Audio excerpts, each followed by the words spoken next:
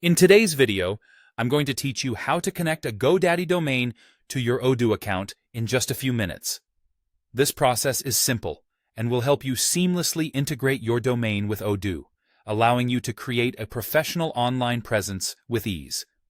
So, let's get started and walk through each step. Begin by opening your preferred web browser. In the search bar, enter Odoo to navigate to the official Odoo website. Once you're on the site, locate the login section and enter your credentials to access your Odoo account. If you don't have an account yet, consider setting one up so you can follow along. Now that you're logged in, it's time to find the My Databases section. This area houses all of your databases, each representing a different instance of Odoo you might be managing. Take a glance through the list and identify the specific database you wish to connect your GoDaddy domain to. When you find it, look for a gear icon or perhaps an arrow next to it and give it a click. This will unlock further options tailored for that database. Next, navigate to the section labeled Domain Names. Here, you'll find an option that says Use My Own Domain. Clicking on this is the move you want to make, as it will allow you to begin the process of connecting your GoDaddy domain. You will then need to enter your domain, starting with www. For example, type something like www.yourdomain.com.